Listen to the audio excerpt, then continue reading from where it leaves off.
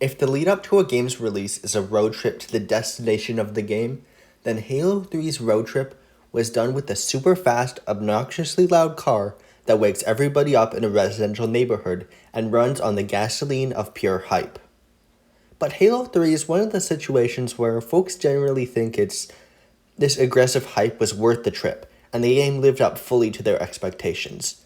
Especially crazy considering Halo 2 was hyped up just like it, but suffered through this aggressive hype cycle. Halo 3 is considered a classic, and one of the greatest games of all time, which defined a generation. It's basically the reason the 360 competed so heavily with the PS3 back in the day. The thing is a landmark title in gaming history. So expectations going into this series are at an all-time high, and while I have technically played this game before, that was a really long time ago, and I didn't really remember too much, meaning this will basically be a fresh experience for me. You know the drill on how these review videos work at this point, at least I hope you do. You better watch our Halo 1 and 2 videos before this. So in this video, me and fellow YouTuber Linky Luminary are going over our experiences with Halo 3 and reviewing it, to see if the noise and light pollution and skid marks all over the road really were worth the destination. Well, a discussion about the opening of each Halo game is practically a requirement for me at this point, and in Halo 3, the opening is plenty iconic as well. Halo 3 opens with a monologue by none other than Cortana, the AI assistant to Master Chief. I never mentioned her before, and that was simply just because I didn't really talk about the story too much. Even then, she didn't stick out too much to me. Here, she's immediately fleshed out a lot, and she's extremely important to the game's plot. She basically tells Master Chief she's seen a bunch of Spartans like him, who have tried and failed where he has succeeded. But she was the only one to see what really makes him so special. Luck. Cortana had a personality before, but suddenly the effort to make her a fully realized character with his connection to Master Chief is noticeable. It came as a pretty big shock to me. And while it is a little strange juxtaposed against the other titles where she isn't as developed, and it kind of comes out of nowhere, it's not too big a deal, as an interesting personality is a personality, so who could complain? Like I mentioned before, I played Halo 3 a while ago and remembered nothing, and honestly, that's because for me, this is a terrible game to play without the other Halo games first. I read about it on the wiki, I got a very basic plot summary, but even then, that doesn't really give me the context to understand what the game is doing, and most of the plot just meant nothing to me. I have heard people saying, oh yeah, Halo 3 is a great way to understand the story first. And no. Just no, it really isn't. It might not be too complicated to understand all the information, but that's not the same as understanding what Halo has built up, and Halo 3 mostly stands on this base those games have constructed, being a perfect send-off to the series. Anyways, the game opens with some Marines finding Master Chief awoken in the jungle somewhere near New Mombasa, and then of course you fight some aliens. Now I actually think that just because it was pretty simple, the opening didn't really capture my attention quite as much as the openings of Combat Evolved in 2. It's not bad by any means, it just doesn't do as much. So let's talk about the gameplay of this title. The main shooter gameplay of this title remains mostly unchanged, but with whatever the fuck happened to Halo 2 mostly fixed. I guess Master Chief went through a training arc in the however much time was between Halo 2 and 3, because he can actually melee brutes to death now. Hey, great work, Mac. Now let's take down the next challenger. Work him, Mac. Work him. Hit it, kid. Hit it. Faster, faster. Come on, you can do it. Come on, Mac. Come on. Quick feet, Mac. Quick feet. Keep it up, Mac. Keep it up. Dual wielding also returns. This is the last video before I'll have to complain about its absence. And there's also a pretty big new change to the gameplay formula in the addition of equipment. Those are stuff like shields or cover that you can place to slightly alter the course of a fight in your favor. I like this. It gives battles that little bit more strategy to them, and allows you to gain more of an edge over your enemies in encounters that would otherwise be quite difficult. I feel any other big gameplay addition on the same level as this or dual wielding would sort of overcomplicate the gameplay loop, but that's not present here. That said, I didn't really find myself using them too often in most encounters. They're common, but not disposable like grenades, which can kind of just be tossed out anytime, meaning I had to be particular about when I used equipment. So I only really used equipment in the few moments I died more than twice in the non-vehicular segment, and plus you'll only ever really need them in longer shootouts, where you need to be more strategic and whatever. Meaning they're useful, but not quite as fun to use as I would have liked. Barring that, gameplay for this game, extremely well, polished, and good. Hey there, I'm Linky Luminary, back again to collaborate on another Halo review. If you haven't watched a newcomer and veteran's perspective on Halo, or Halo 2 with 2 reviewers, I greatly recommend you do so before watching this video. First things first, I review the game on a heroic and legendary difficulty. Champion of Hyrule reviews on a normal difficulty. There will be differences in our opinions.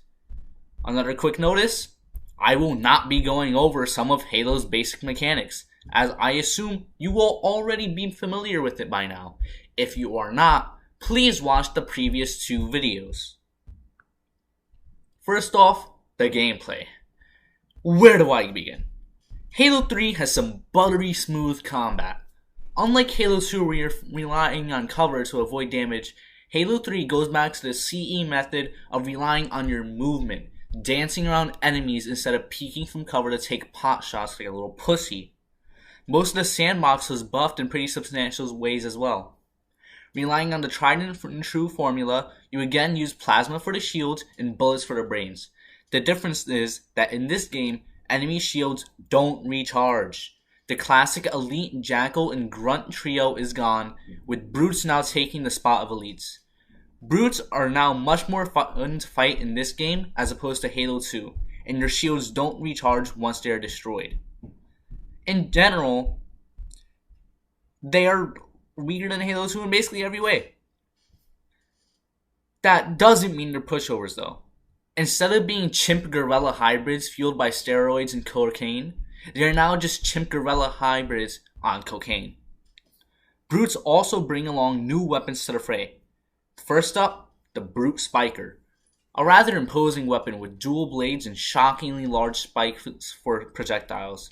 These spikes are unique in that they deal equal damage to health and shields, making them effective against pretty much everything in the game. The dual blades also increase melee damage by a little, not too incredible, but pretty helpful. Next up is the Mauler, which is just a worse shotgun that can be dual wielded and has extra melee damage. Would not recommend.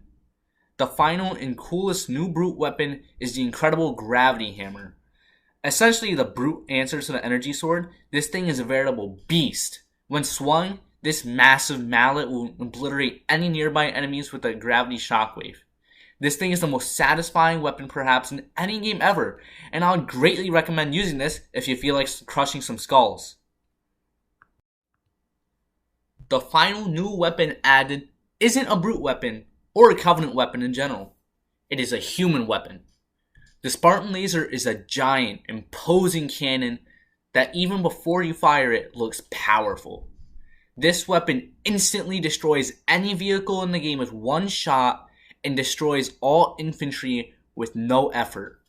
The main drawbacks, however, are quite a large startup and end lag, as well as low ammo. 5 shots. Easily one of the cool weapons in Halo, it is also quite practical, as even though it has such limited ammo capacity, being able to take out 5 vehicles at a minimum is incredible. In general, you do more damage to enemies, and previously weak weapons are given new boons. For example, this plasma rifle in Halo 2 was quite weak, good enough to strip shields and kill grunts, but that was about it. In Halo 3, it deals much more damage and is now one of the most reliable anti-flood weapons. A couple of shots with this bad boy is more than enough to kill most enemies, but is balanced by being quite rare. The assault rifle also makes a return from Halo CE, with the new facelift and greatly reworked mechanics. Unlike the Combat Evolved days where it was just a glorified SMG, The AR in this game is much better, boasting higher damage, accuracy, and being good at killing all enemies but lower ammo, holding it back slightly. The AR works as the game's de facto "it'll work for now" weapon. As such, I find it my favorite in the series, finding a good balance of attributes. Most weapons have tweaks from Halo 2 as well, but most are small enough not to worry about, save the nerf for the energy sword, which reduced its speed and range considerably. There's also a new mechanic called equipment. Equipment is basically nice bonuses that you could throw out in combat in order to help you, although some aren't exactly helpful. Most are though, such as the bubble shield, which is a giant invincible shield around you, a shield regenerator, which will, as the name implies, regenerate your shield, and the power drain, which will instantly destroy the shields of any enemy. But then you got some duds, like the flare, which does basically nothing but blind you. So the Flood is here, and I can actually say with confidence, I like fighting them. Their combat-evolved annoying nature is nowhere to be found. In later missions, you even fight them exclusively, since the Covenant had been defeated at that point. I didn't find them annoying at all.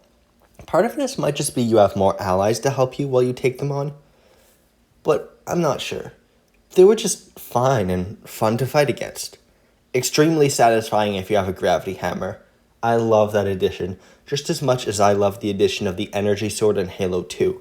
Using it to effortlessly ward off zombie things that are running towards you is incredible.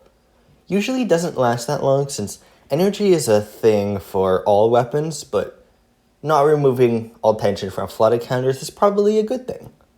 I was told I'd probably end up completely hating the penultimate mission of this game, titled Cortana.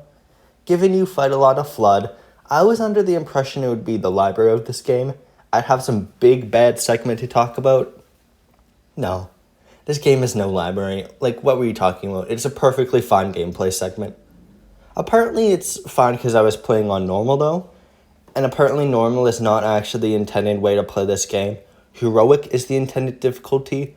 Normal is more like easy mode for people who don't want to be caught playing easy mode. You know, I get that. But screw that. I was playing normal the whole time in this whole game and this whole series because I know what a normal mode is. Bungie knows what a normal mode is when they made a normal mode. And the normal mode is the normal, intended normal mode that's meant to be a normal experience. So I'm picking, and will continue to pick normal mode because it's called normal mode and that's what you normally do. So, Halo 3 feels fairer than Halo 2, and yes, even Halo Combat evolved, but still feels difficult. The brute blockade, or one segment with jetpack brutes and the dude with the gravity hammer, I think you know the one I'm talking about, are both examples of pretty brutal segments, pun intended, but still come across as fair to me, because when you die it feels more your fault, given you can't die in one hit from a rocket, or being completely overwhelmed, or everything about Halo 2 brutes, stuff like that. It gives equipment more of a use too. While it's pretty difficult at times, hey, this is the big final Halo game of the trilogy. I'm perfectly okay with it ramping up some of the gameplay challenges. I'm perfectly okay with a 9-hour game I beat in like 2 days being a little hard if it's fair about it. Even if I spend some more time than usual on one segment, it wouldn't be going on for too long as to make it irritating. Of the enemies in Halo 3, besides brutes, returning enemies generally have very similar gameplay. For a pretty accurate summary, there are more enemies on the screen at any given time, but the enemies themselves are weaker. This applies especially to drones and jackals. Grunts now have the ability to game mend themselves, running towards the player to instantly kill you. However, they are utterly defenseless, so you can kill them however you want, besides from melee, obviously. The Flood are standard as well, with the only new change to the basic forms being that Flood infection forms can now infect living humans, a gruesome sight. The Flood have 3 new variants as well. These are the pure forms, Flood made out of pure biomass. These Flood forms are dangerous and annoying.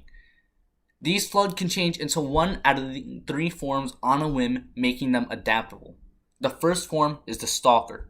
quite weak, its main strength is its agility. These creepy crawlies usually climb onto ceilings to turn into powerful ranged forms.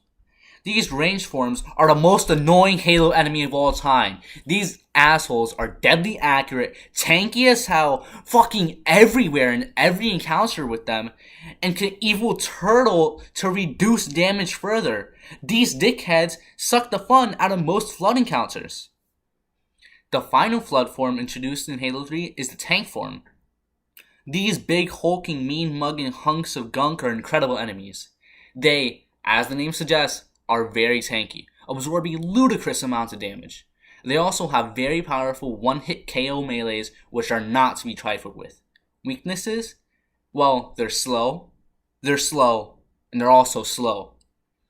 Even when sprinting, these tough cookies are so slow the Chief is able to dance circles around these monstrosities. They're also weak to the gravity hammer and energy sword, and crunching them with said hammer feels like destroying a freight train with a bus. As for vehicle combat, I love it. Everything feels incredible to use, and now vehicles are actually made of, metal and not wet tissue paper.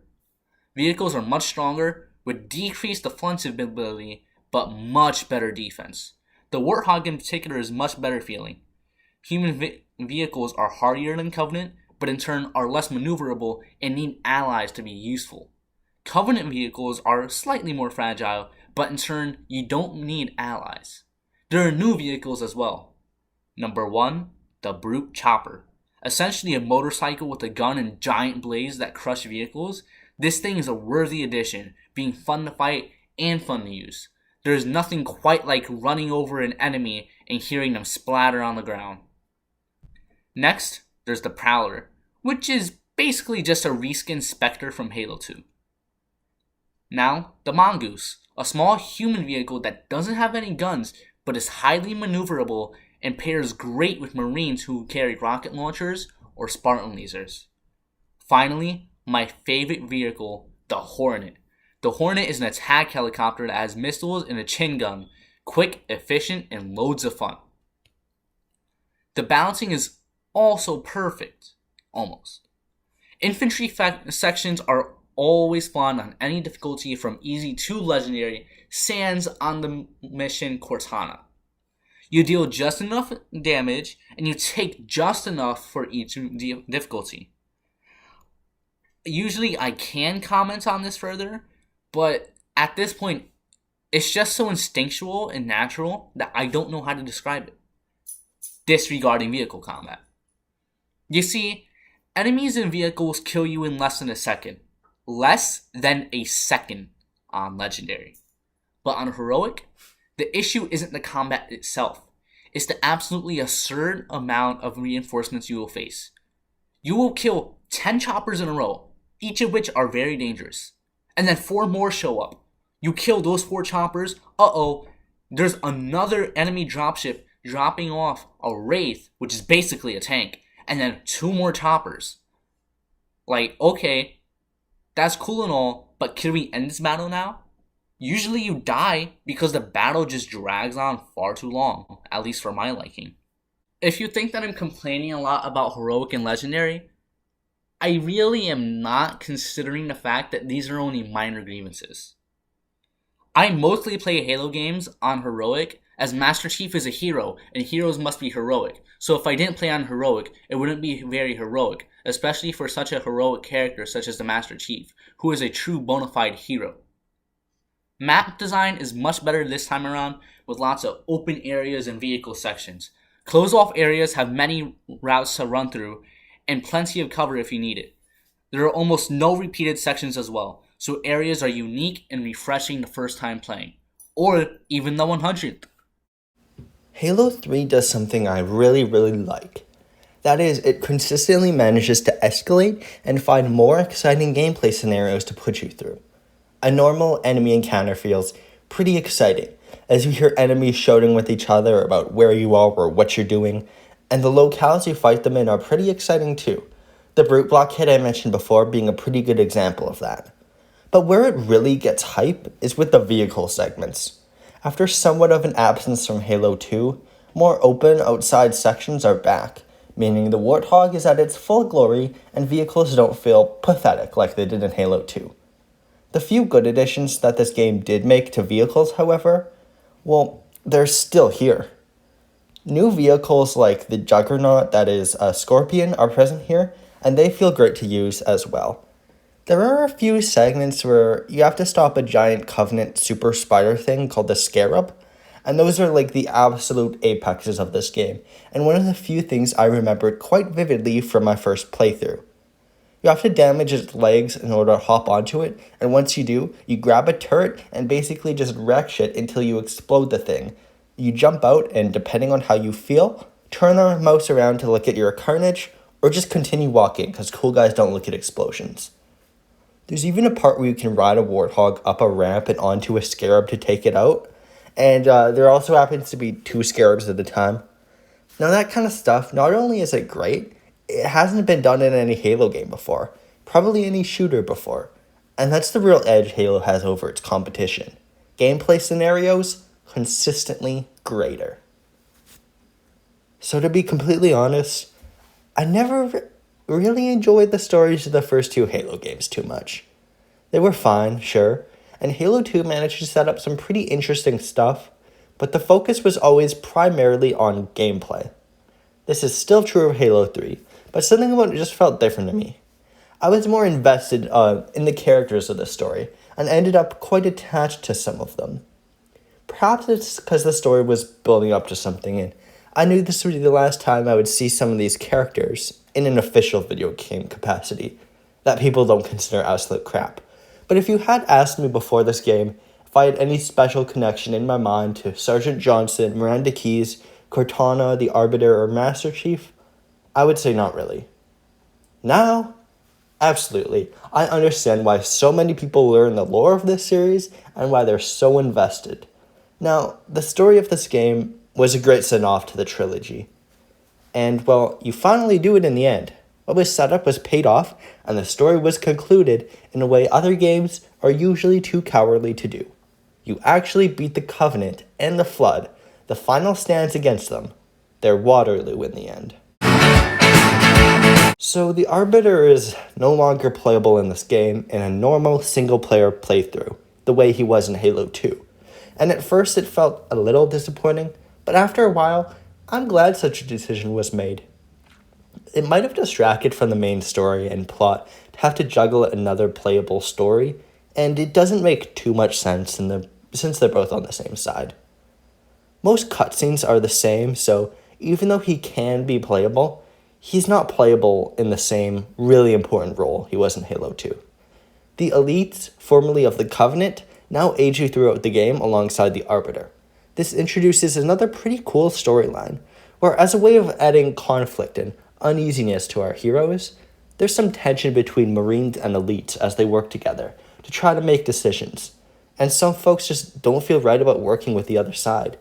Terrence Hood even says to the Arbiter at the end of the game, he just doesn't feel like he could fully forgive him for what he's done to the UNSC. Which is kind of a dick move on Hood's part, until you remember Arbiter was basically the one sending all the bad guys after you when Combat Evolved. Every dead Marine in that game, directly his fault. And, well, maybe if the Covenant hadn't treated Arby like a loser for not literally being an Alexander the Great level tactical genius, they probably could have won the war. Now, while I'm fine with the Arbiter not being playable, I do acknowledge it would have been cool if his character conflict was a more central part of the game's story. It's a pretty short game though, and I do think it should avoid being padded, so I'm perfectly fine with it not being here, even if it seems like a bit of a missed opportunity.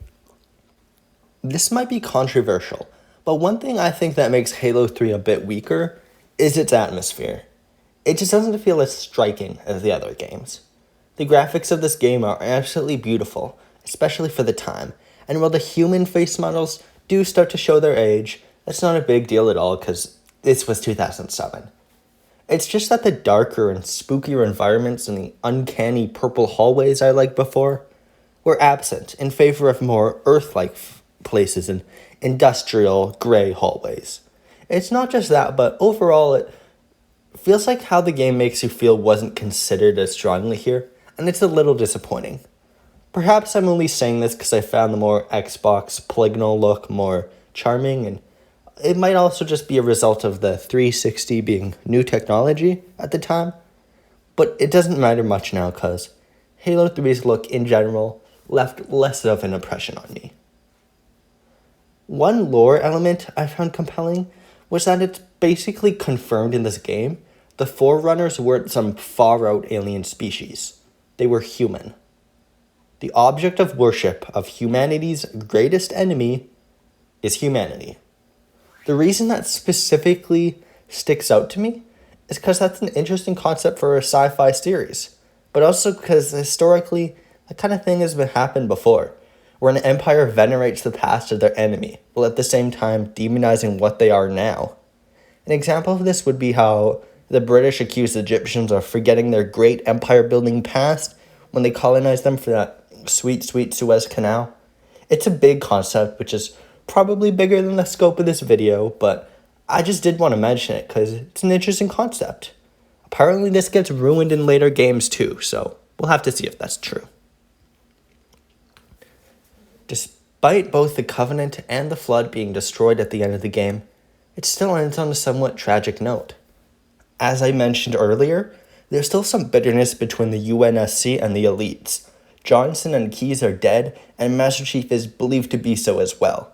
He's not actually dead, but he's alone with Cortana on a ship and says the line, "Wake me up when you need me." As you remember back to the opening of Halo Combat Evolved, as Master Chief is frozen again, presumably only to be woken up in the next big conflict. Humanity is safe now. If you're a civilian, a Marine, or even a former Covenant member, you can rest easily and enjoy the galaxy at peace. Unless you're the weapon. Like the actual Spartans from which you are named, you live only for battle. You weren't playing as an individual the whole time. And the true tragedy of the Halo games, the fact that you have to wake up to Halo 4. I know Spartans didn't actually live for battle, but you know what? I mentioned something from history 3 times before in this video. I'm sure you're all sick of it. You know what? Fuck it. My part of the video is much shorter than Kirby and Halo Jotaro, and I was wondering why when I felt as though I didn't get all of my thoughts out. But it's because this is a game I feel, not think about. Everything I like, I feel, but I never think about why I like it. I lose myself when I play this game, and time just loses track. And that's something only a select few games that I've played can say. My thoughts? Well, let this warthog run do the speaking. Thank you Kirby and Halo Jotaro for collaborating with me on this video, and I'll see you all next time. Peace!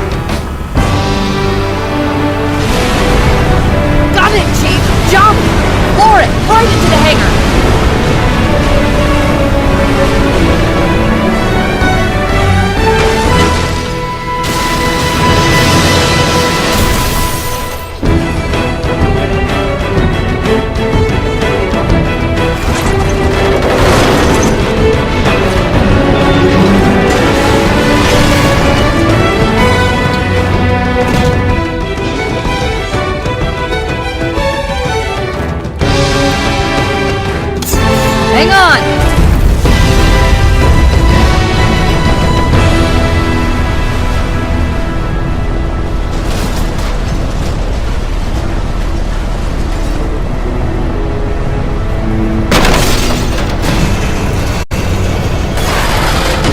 Chief!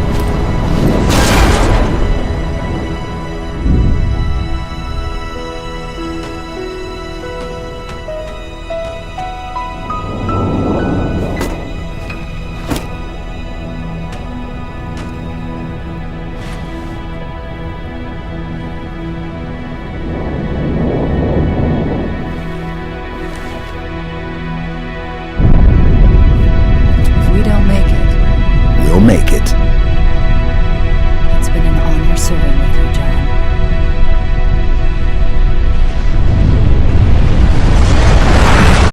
To me, Halo's legacy has always been based around a fantasy. When all of Earth can't handle this threat, you're here to stop it. And it's Halo 3 where you finish the fight. The Halo series came out at such a perfect time. Because in Halo, you fight an evil religious order, and at the exact same time as people in the US or UK were fighting an evil religious order. But unlike the wars of the Middle East, at the time there were no clear good guys and bad guys. And the reason our enemies did what they did wasn't just because they're an evil religious group. At the end, the Covenant War is very much approachable. The good guys are the stronger, braver people with a righteous cause, and the bad guys are sniveling, zealous, and cowardly. Grunts fleeing in terror from you is such a normal occurrence, you don't even realize the absurdity of it all. I think that's a huge reason why Halo became popular in the first place. Because it's a fantastic game series on its own, but there's a reason it became such a huge hit. The Arbiter and the Elites shake up the black and white nature of Halo's conflict a bit, and make Combat Evolved feel different upon realizing the Elites you kill are probably perfectly fine people, and sent to kill you by your friend, who isn't your friend yet. And then there's Halo 3, where after you're done winning the fight, a crack starts to form in your perception of the UNSC as you see what Master Chief's fate is. People have always looked at him like a hero, but that doesn't matter when Master Chief is just frozen until the next conflict. And suddenly this entire series is a little more gray. Halo 3 is monumental in what it had accomplished, narrative and gameplay-wise. I can say this for certain. It made me a Halo fan. Next video, me and Linky Luminary will cover Halo 3 ODST. We're gonna skip over Halo Wars for now and do spin-offs after the main entries in the franchise. That's gonna be it. So with that said, thank you so much for watching, and I'll see you later.